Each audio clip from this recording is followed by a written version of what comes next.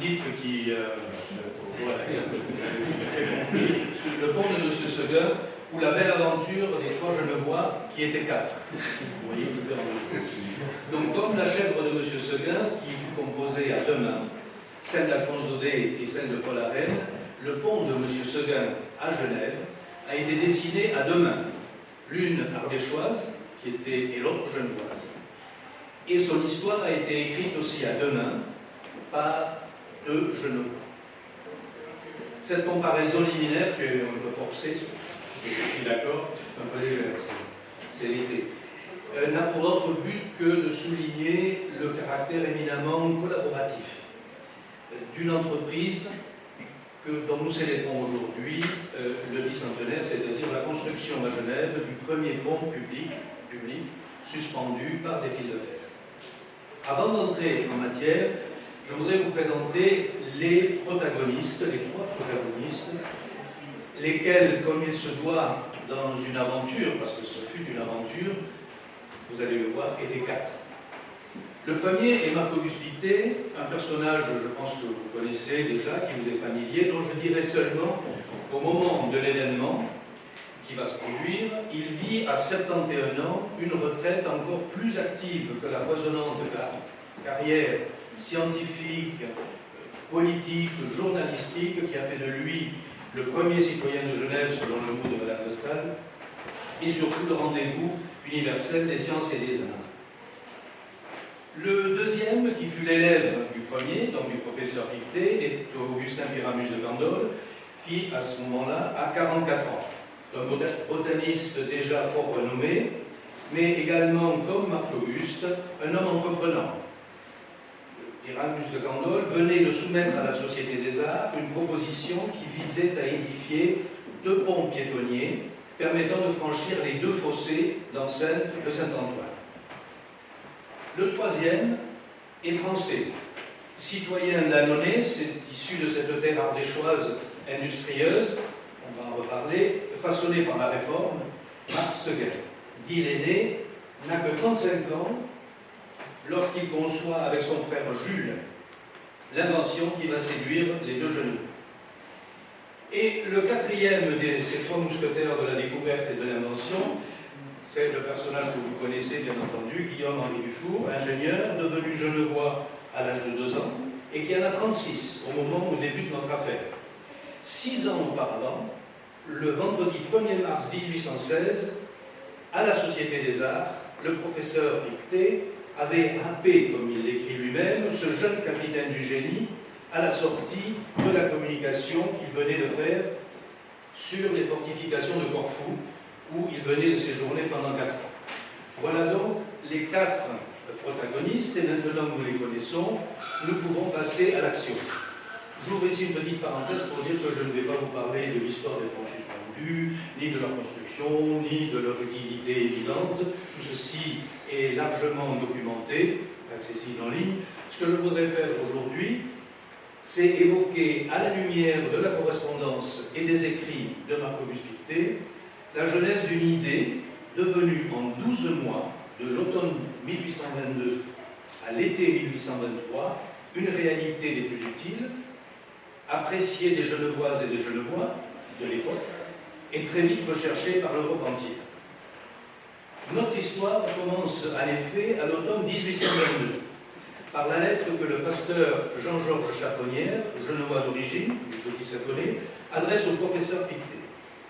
J'appris au mois de septembre dernier, raconte ce dernier, de l'un de nos compatriotes, pasteur à Annonay, dans le département de l'Ardèche, que 2 particuliers, messieurs Séguin frères, propriétaires d'une manufacture de draps, venaient de construire sur une rivière voisine de leur établissement un pont en fil de fer de 50 pieds de long pour la modique somme de 50 francs. D'autre part, on s'occupait depuis quelque temps à Genève, poursuit Marc-Auguste, de la convenance qu'il y aurait à ouvrir à la ville une nouvelle issue, dans le voisinage d'une promenade très fréquentée, en établissant sur les 2 fossés d'enceinte de la place 2 ponts, destinés seulement aux gens à pied. Monsieur le professeur de Candolle, l'un de nos collègues, avait fait récemment de cette amélioration l'objet d'une proposition au Conseil souverain de la République et elle y avait été accueillie avec faveur. Le rapprochement de ces deux circonstances nous frappera également l'un et l'autre, donc Marcobus Pictet et Pyramus de Candolle. Il nous sembla que le système d'un pont en fil de fer, s'il était applicable à notre localité, pourrait peut-être faciliter beaucoup l'exécution d'une mesure désirée par un grand nombre de nos concitoyens. Et nous n'hésitâmes point à profiter des vacances d'automne pour faire ensemble le voyage d'Annonay dans le but d'examiner le pont en question. Voilà le tout début de notre aventure.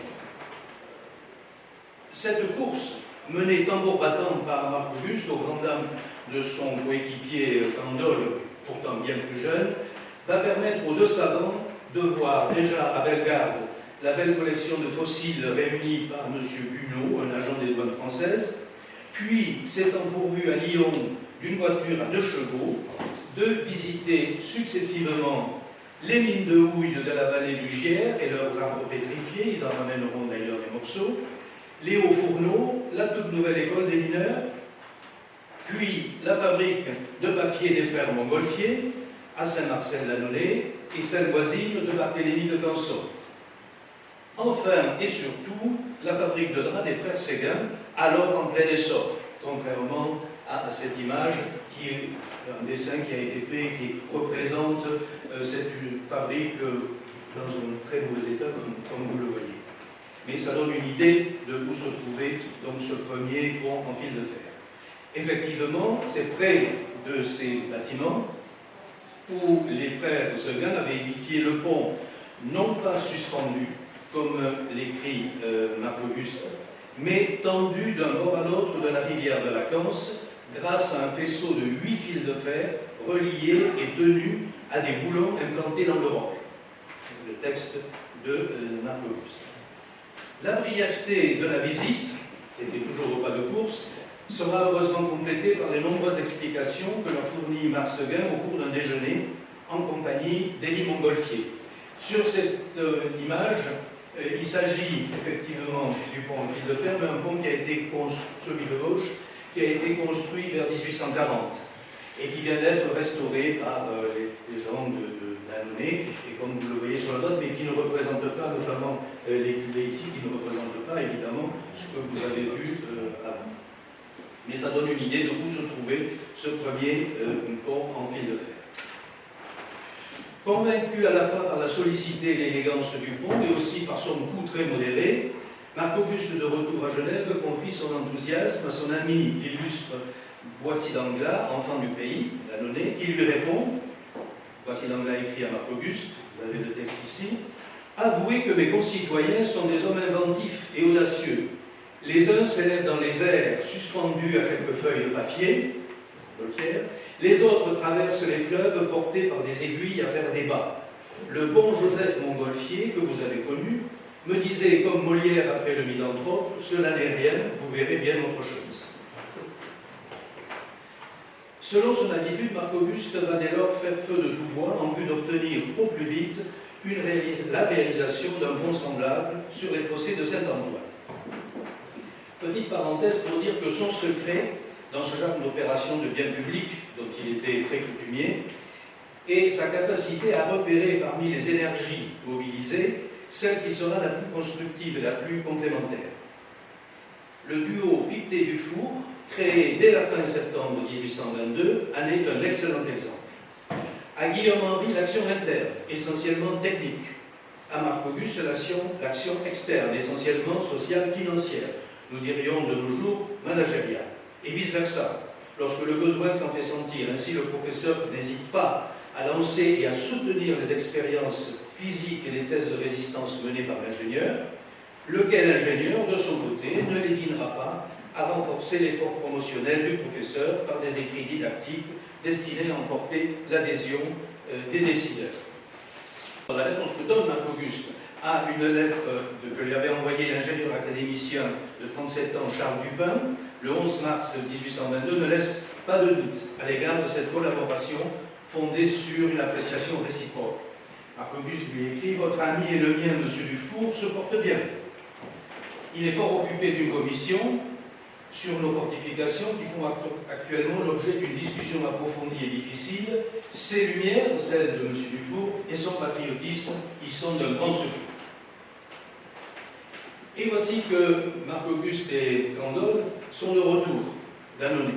Immédiatement, Marc-Auguste se met au travail, il publie dans le numéro de septembre de la Bibliothèque universelle, qui est donc le nom nouveau de la Bibliothèque britannique, et qui est diffusé dans toute l'Europe et bien au-delà, un article de 18 pages sur le voyage avec le Candolle, en particulier avec de longues pages sur le pont en fil de fer qu'ils ont vu. Et il fait suivre le numéro de septembre, dans le numéro d'octobre, comme pour enfoncer le clou de ses lecteurs, d'un second article de 22 pages présentant les différentes catégories de ponts de suspension existant en Amérique, en Angleterre et en Écosse, avec une page de schéma très intéressante. Je voudrais ici attirer votre attention sur la note de bas de page qui dit disons, placé Marc-Auguste, qui était le rédacteur donc, de la Bibliothèque universelle pour le cahier des sciences et des arts. L'intérêt que le public a pu mettre au détail que nous avons donné dans le cahier précédent, celui de septembre, sur le pont, fait en fil de fer près d'Annonay, nous engage à publier dans celui-ci l'article instructif qu'on va lire sur les ponts de suspension en général. Nous le puisons dans l'excellent journal de physique d'Édimbourg et il y est l'ouvrage d'un ingénieur de premier mérite. Comme toujours, Marc-Auguste se référait aux publications du côté anglaise, écossaise, puisque c'était la suite de la bibliothèque britannique. Simultanément, ça c'était toujours Marc-Auguste qui avait toujours plusieurs fers au feu, le savant Genevois va le rappel des amis, qui étaient nombreux, on l'imagine, à Genève, pour créer une commission en vue de constituer une société de financement du pont.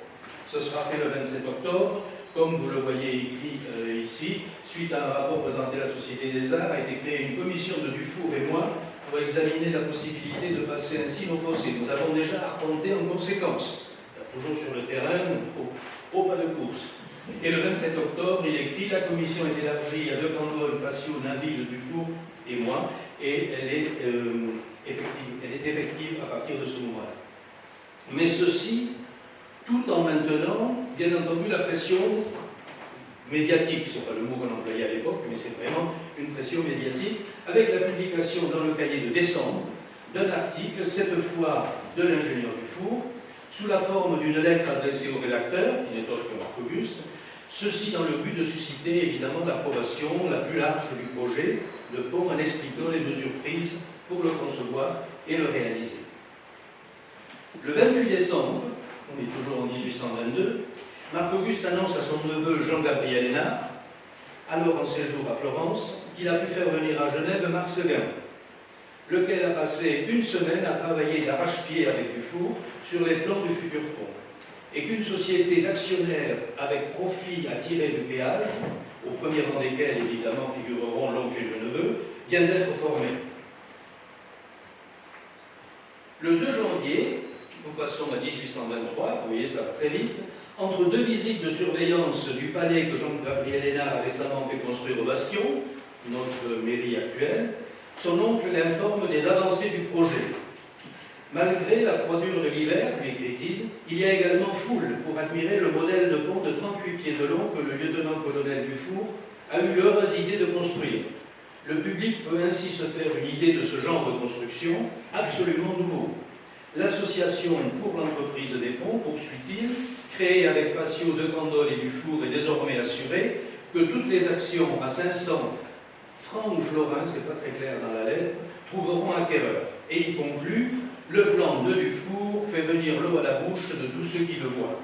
Et j'ai mis dessous le schéma que vous avez présenté, qui est extrait de la Bibliothèque universelle. 15 jours plus tard, le 19 janvier, Marc-Auguste s'adresse à son très illustre confrère, le baron Cuvier, Georges Cuvier, pour lui faire part de l'entreprise du pont en fil de fer destiné, précise-t-il, aux piétons, qui veulent sortir de la ville sans faire un long et boueux circuit par l'une des deux portes méridionales. C'est ce qui est écrit Marc-Auguste. Ce qui lui inspire la réflexion suivante: les petits États où il y a de l'esprit public peuvent faire proportionnellement plus de choses et en moins de temps que les grands. Et Marc-Auguste sait de quoi il parle, puisqu'il a été lui-même tribun et inspecteur général de l'Université impériale sous Napoléon.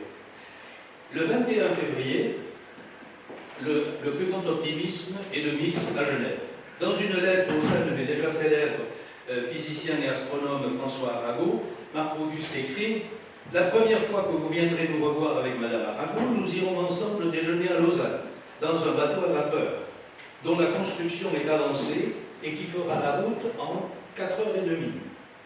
Genève-Lausanne. » En effet, une parenthèse, pendant que l'on s'affaire à la construction du pont en fil de fer, dans les ateliers des eaux vives, près du lavoir de M. De Mol, les ouvriers posent la quille du Guillaume Tell, le tout premier bateau à vapeur à naviguer sur le lac Léman que fait construire Edward Church, le consul général américain auprès des ports français.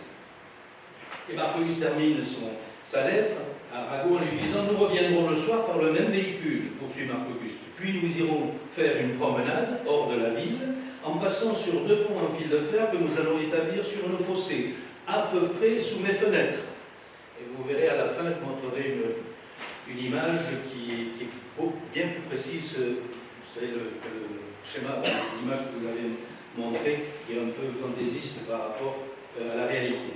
Je voudrais bien qu'il y eût là de quoi décider la visite, plaisanterie mise à part, la chose en vaudra la peine. Mais il faudra encore beaucoup d'efforts, de part et d'autre, côté de la technique, côté de la promotion, pour parvenir au bout de l'entreprise. Et ici, nous en arrivons à un document très important, c'est le rapport présenté le 12 mars 1823, nous progressons, par le président du comité de la nouvelle compagnie du pont en fil de fer, qui n'est autre évidemment que Marc-Auguste Piquet, et qui résume la situation de façon très précise. Vous avez là le texte original de la main de Marc-Auguste, dont je pense qu'il est intéressant de lire la première partie seulement. C'est un long rapport, mais la première partie. En rapport à la compagnie du pont de fil de fer, messieurs, je ne pense pas qu'il y avait des dames, votre comité vient vous rendre compte des mesures qu'il a prises pour réaliser le projet qui a motivé notre association. La tâche que vous lui avez imposée est remplie. Il vient vous rendre ses pouvoirs dont vous l'avez investi et vous inviter à nommer un nouveau comité qui sera chargé de diriger l'exécution de l'entreprise et lorsqu'elle sera terminée, d'en soigner l'administration. Quelques-uns des membres de notre société ont peut-être trouvé long le temps écoulé depuis notre nomination jusqu'à ce jour. Nous pouvons affirmer que nous n'avons rien négligé pour accélérer, autant qu'il est en nous, les résolutions à prendre. Mais si l'on considère que le projet a dû être soumis à un nombre de corps délibérants, au Conseil d'État, au Conseil militaire, au Conseil municipal, à la Commission des travaux publics et finalement au Conseil souverain, lieu de s'étonner que l'intervalle n'ait pas été plus long. Il l'aurait été sans aucun doute si ce projet n'eût été accueilli par les membres de ces divers corps avec la même faveur qui suscita la formation de notre société dès que l'objet en fut annoncé. Cet intervalle, que l'observation des formes rendait nécessaire, n'a pas été perdu pour l'exécution. L'active prévoyance de notre habile ingénieur, monsieur le lieutenant-colonel Dufour, lui a fait entreprendre une grande suite d'expériences sur la ténacité des fils de fer, de différentes dimensions et par différentes températures. Le travail était de rigueur, comme un préalable qui devait servir de base au calcul sur les résultats desquels doit reposer la solidité du pont, c'est-à-dire non seulement l'honneur des entrepreneurs, mais la vie même des individus qui seront appelés à en faire un usage plus ou moins fréquent. C'est assez vous dire qu'il a donné à cette recherche toute l'importance qu'elle méritait. Nous ajoutons que les résultats de ce travail ont été très satisfaisants. M. Dufour a eu l'idée heureuse de faire construire en fil de fer un pont modèle de 38 pieds de long qui put fixer les idées du public sur un genre de construction absolument nouveau et rassurer les plus timides sur la solidité dont il est susceptible. Il y a ensuite le rapport continu, mais ça vous donne tout à fait l'ambiance dans laquelle a été créé ce pont et comment toutes les bonnes volontés se sont mobilisées ou ont été forcées de se mobiliser vu la pression qui a été mise notamment par Marc-Auguste.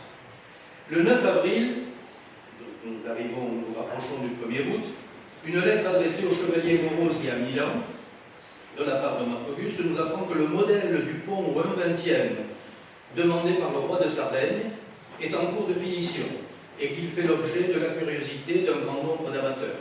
Et quelques temps plus tard, Marc-Auguste enverra au roi de Sardaigne avec un petit mot de sa part, donc ce modèle de pont dont je n'ai pas trouvé de dessin dans les archives. Pendant ce temps, le travail se poursuit. Le 31 mai, Marc-Auguste écrit à son collègue bernois Friedrich Pretzel: le pont avance, mais il faut que les culées sèchent. Un mois et demi plus tard, donc nous sommes déjà dans l'été, le professeur Pité est à Araro, en Argovie, où il a la satisfaction et la fierté de pouvoir annoncer le succès de l'entreprise du pont genevois à ses collègues de la Société helvétique des sciences naturelles réunis en congrès. Témoin de son sens aigu de l'information, sens aigu de Marc-Auguste, la publication le même mois, dans le cahier Sciences et Arts, du texte de sa communication, dont l'Europe entière peut ainsi prendre connaissance pratiquement en direct, puisque le cahier, en juillet, est envoyé, il a déjà dedans le texte de présentation que fait Marc-Auguste à la conférence de l'Assemblée de la Société helvétique, et pratiquement les lecteurs ont pu lire, que ce soit en Allemagne, en Angleterre, etc., le texte que Marc-Auguste lisait à ce moment-là. Sur le chemin du retour, le 27 juillet 1823, Marc-Auguste embarque à Ouchy, c'est exactement ici, pour effectuer le dernier tronçon à bord du Guillaume Tell, traversée qu'il renouvellera la semaine suivante, le 7 août, en compagnie du constructeur, donc le consul Edward Church, qui se voyait presque tous les jours, et du comte de Capodistria. Entre les deux dates, le pont de Saint-Antoine est officiellement ouvert au public le 1er août 1823. Quelque temps plus tard, Marc-Auguste pourra se féliciter de cette réussite auprès de son collègue français, l'ingénieur Claude Navier, qui rechignait à accepter, il avait des doutes sur la supériorité des ponts de fil de fer sur ceux en chaîne de même métal. Et il y a eu plusieurs échanges à travers la bibliothèque universelle, mais aussi dans la correspondance, où on voit comment Marc-Auguste met la pression sur Navier en lui disant non, non, les ponts en fil de fer, ce sont les meilleurs. Et finalement, Navier, qui aura aussi un contact avec Dufault, se rendra à cette évidence. Et depuis 4 mois, écrit Marc-Auguste à Navier, que le public est en jouissance des ponts établis sur nos fossés d'enceinte, donc nous sommes à l'automne, les actions de la société, aux frais de laquelle ils ont été construits, ont doublé de valeur. Ça, c'est un point très important pour les Genevois qui avaient formé le comité. Évidemment, c'est eux qui ont dû financer l'opération, et ils étaient d'autant plus contents qu'ils ont réussi à faire une bonne affaire pour les actionnaires. Les manifestations d'intérêt pour ce nouveau modèle de pont redoublent depuis l'annonce de son ouverture au public le 1er août. Le 22 septembre, une missive flatteuse du grand-duc Léopold de Toscane parvient à Marc-Auguste, son ancien professeur. Léopold de Toscane avait étudié à Genève comme beaucoup des princes européens de l'époque. Et le grand-duc de Toscane lui écrit: Monsieur Reverdin m'a porté le dessin du pont en fil de fer construit à Genève. De l'élégance, on en peut juger. Pour la solidité, j'en crois aux expériments faits. C'est, poursuit-il, une nouvelle découverte très utile que l'on doit à l'esprit investigateur des Genevois, et l'exécution exacte et prompte dépend du patriotisme suisse. Ce à quoi Marc-Auguste répond au grand-duc: cette construction dont nous n'avons aucun modèle que celui construit en miniature à Annonay fera honneur au colonel Dufour, ingénieur de notre canton. Et toujours aussi charmeur, le professeur genevois ne peut s'empêcher d'ajouter: les belles dames y paraissent comme autant de sylphides passant sur un pont aérien. L'estampe de Jean Dubois, que vous voyez sur l'écran, reproduit très exactement le double pont, ainsi que les édifices patriciens de la ville auxquels il donne accès. Le pictogramme rouge, c'est pour ça que je vous disais que cette image serait plus précise, représente non, désigne plutôt, donc vous l'avez sur la gauche, la demeure de Marc-Auguste Pictet, en haut de la rue Beauregard, d'où il pouvait en effet observer tout à son aise les gracieuses sylphides genevoises. Et ce dessin à la Topfer des années 1840 clôt ma présentation. Il laisse entrevoir que l'histoire du pont en fil de fer de Saint-Antoine ne s'est pas terminée le 1er août 1823. Guillaume-Henri Dufaux, vous le savez, vous l'avez entendu, en construira bien d'autres, mais ce sera sans Marc-Auguste Pictet. Celui-ci quittera le monde 2 ans plus tard, le 19 avril 1825, non sans avoir mis à son actif de nouvelles réalisations, notamment celle de la création, à son initiative, du premier orchestre symphonique de Genève, dont il assurera la présidence du 7 octobre 1823 au 19 avril 1827, date de son décès, encore un bicentenaire que nous allons fêter certainement à la fin de cette année. Je vous remercie de votre attention.